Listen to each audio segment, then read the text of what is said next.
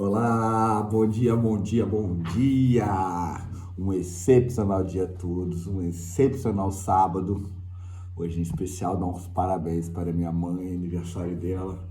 Um parabéns para a senhora Carmen Lúcia.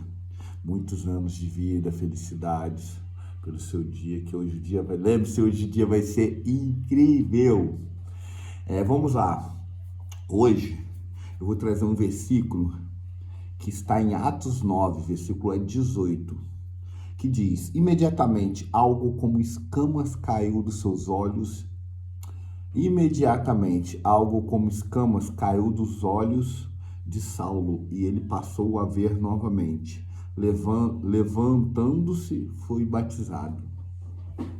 Essa passagem narra a conversão de Saulo de Tarso para Paulo de Tarso, aonde ele era um perseguidor de cristãos, e naquele momento que ele estava a caminho de Damasco, encontra com Jesus no deserto em espírito, e a luz era tão grande que ele fica cego por 3 dias.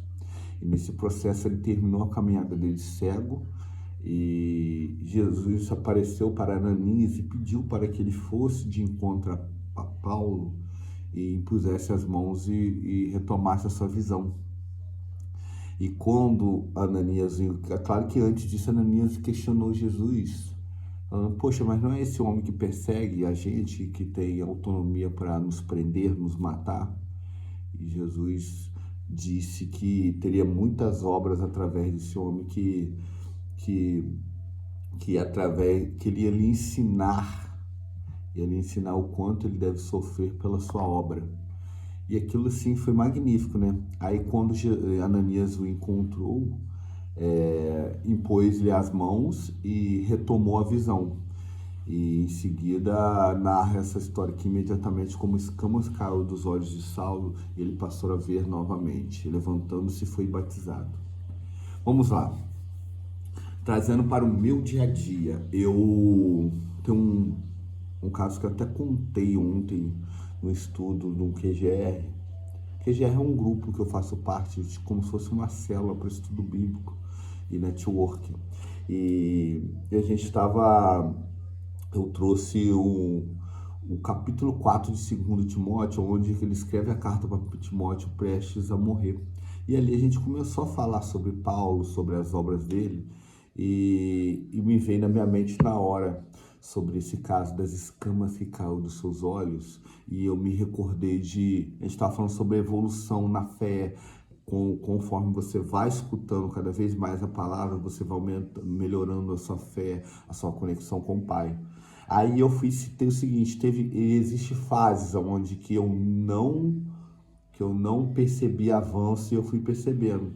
E o tema na hora a gente estava falando sobre evolução, que tem fases que a gente começa a perdoar as pessoas, mas coisas que antes não perdoava. E eu citei um caso que para mim foi exatamente igual ao de Paulo, de cair as escamas.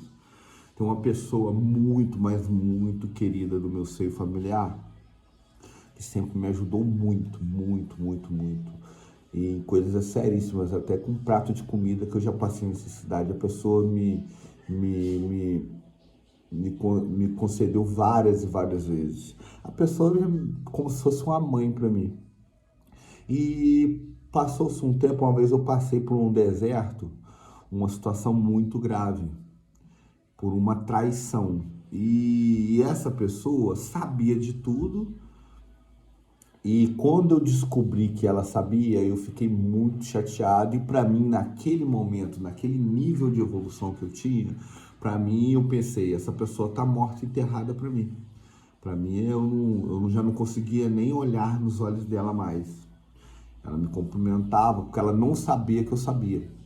E passou-se um tempo. Conforme eu fui passando o tempo nessa minha conversão, nessa busca de Deus, eu percebi uma coisa, que eu virei a chave, que foi como as escamas caíssem dos meus olhos. Teve uma vez que eu parei para refletir, eu falei: poxa, essa pessoa já me ajudou a minha vida inteira. Um erro que ela cometeu comigo, ela não serve mais, ela é a pior pessoa do mundo.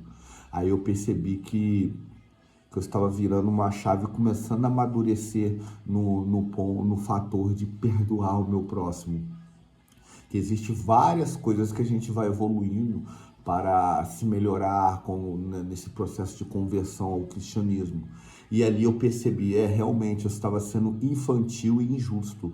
A pessoa me fez 100 coisas boas, uma de errado, eu desconsiderei todas as boas que ela fez. E ali eu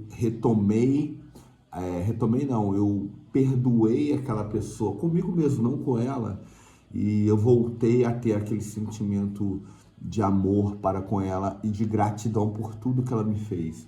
Ali claramente parece que o Espírito Santo, através da minha busca também, mas através das instruções do Espírito Santo, as escamas caíram dos meus olhos e eu enxerguei as coisas como elas realmente são, que ela é uma pessoa muito abençoada, me ajudou demais, foi como uma segunda mãe para mim.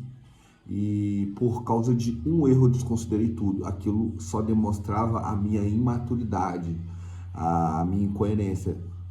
E por que eu estou citando isso?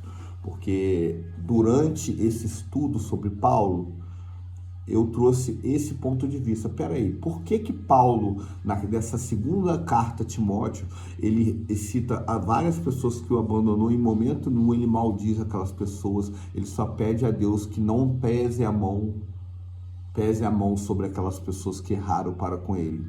Aí eu falei, sabe por que Paulo teve muita facilidade para se perdoar? Obviamente que ele estava num nível espiritual muito elevado, mas é porque ele foi muito perdoado, porque ele fez muito mal aos cristãos, matou muita gente, fez muita coisa errada, só que quando ele se converteu, ele não olhou mais para trás e parou de pecar, pelo contrário, ele matava cristãos. Depois daquilo, ele começou a salvar vidas através do cristianismo. Quantas e quantas vidas ele salva até hoje. Então, eu entendo por que para ele foi natural aquele processo de não guardar rancor. Até ele fala num dos versículos dessa carta, eu guardei a fé.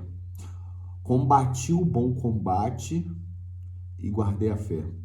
Então isso para mim, na hora que eu estava ali imerso nesse estudo, a gente conversando, debatendo ali sobre a história de Paulo, me veio essa história na minha mente na hora, quando eu estava citando fases dessa minha evolução de perdoar. E eu também citei isso, eu falei, o porquê que eu já passei há pouco tempo por várias coisas e eu perdoei com uma facilidade muito grande. Eu não guardei rancor em momento nenhum, por quê?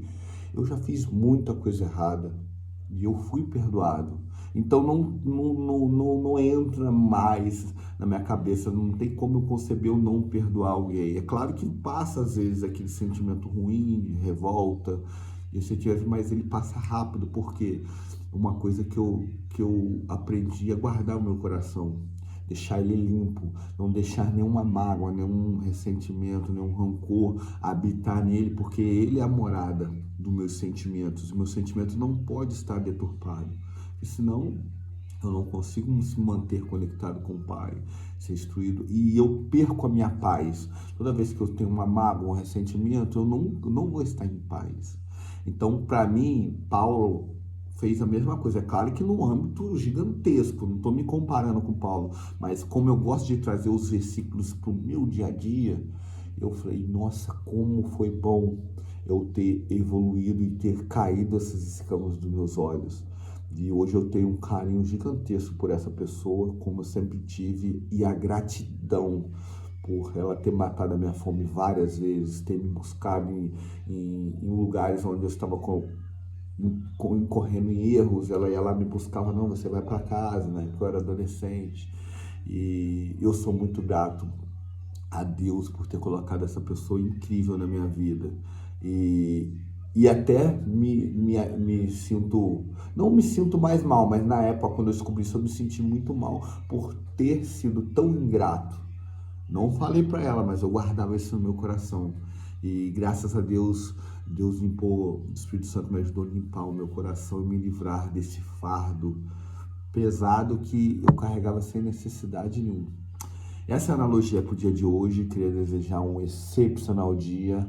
Lembre-se, hoje o dia vai ser incrível. E parabéns, mãe. Felicidade, feliz aniversário para você.